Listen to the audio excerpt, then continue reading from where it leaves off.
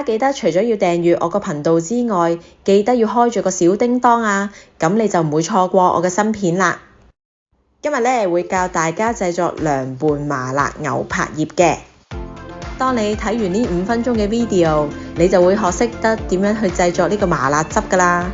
咁你第時就犀利啦，你可以整任何嘅涼拌嘢食都得㗎啦。譬如係青瓜啦、雞絲啊、雞腎、豬耳仔等等咁樣啦。好啦，事不宜遲，我哋開工啦。首先將牛柏葉擺入滾水，以大火煲10分鐘。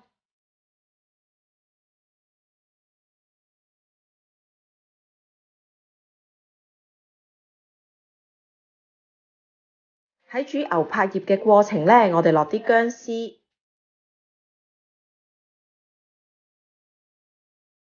仲有落啲酒去辟味嘅。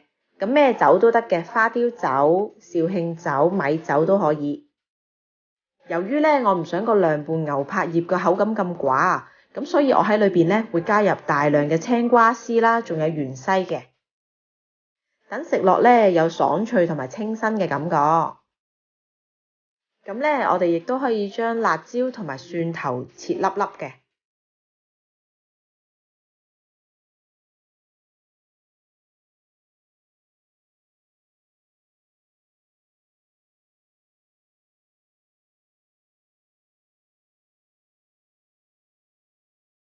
咁我自己就落咗12條辣椒嘅，整出嚟嘅辣度呢，大概係小辣至中辣。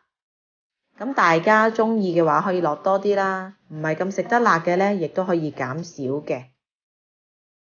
哇，咁快呢，10分鐘嘅時間就過去啦，牛柏葉已經煮好。咁我哋可以將牛柏葉擺喺冰裏邊啦，冰鎮佢20分鐘至30分鐘。咁另一邊廂呢，我哋就可以準備個麻辣醬汁啦。首先將花椒同埋川椒用白鑊爆香。嗱，咁嗰個川椒呢就會帶出麻辣嘅味道嘅，所以如果你係鍾意麻麻辣辣嘅感覺呢，就可以落多少少川椒啦。好，繼續啦，我哋將已經爆香嘅花椒同埋川椒舂碎，有幾碎得幾碎，我哋要將佢磨成粉末。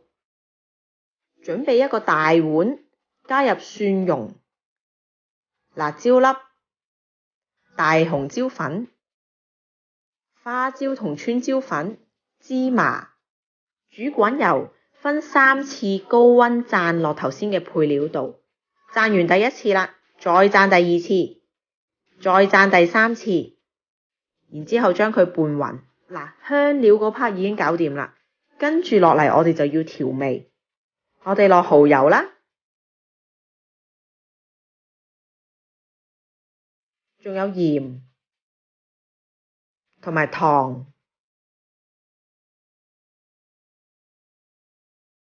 芝麻油、胡椒粉，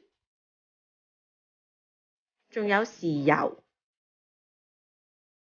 好，咁個醬汁都準備好啦。咁我哋將冰鎮完嘅牛柏葉攞返出嚟啦，擺佢喺熟砧板上面，將佢切條。咁其實切幾粗切幾幼呢，就隨你喜歡嘅啫。我就鍾意切幼啲，因為想掛多啲麻辣汁喺面。咁如果你想食到多啲牛柏葉嘅口感呢，你就將佢切粗啲咯。咁記得喎，我哋將佢涼拌之前呢，一定要將牛柏葉盡量索乾水。如果唔係呢，一陣間你撈完啲醬汁之後呢，就會出好多水㗎啦。好啦，咁我哋就可以將頭先準備好嘅麻辣汁撈入去牛柏葉度啦。跟住就再加入青瓜絲。咁如果味道唔夠呢，大家仲可以調節嘅。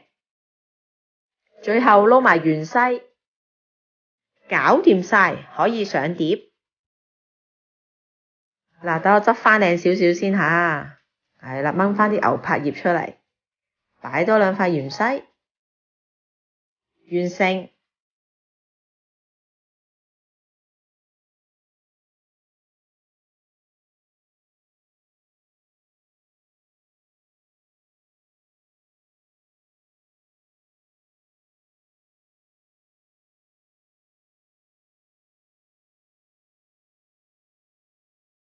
希望你鍾意我呢個麻麻辣辣又開胃嘅涼拌小菜啦！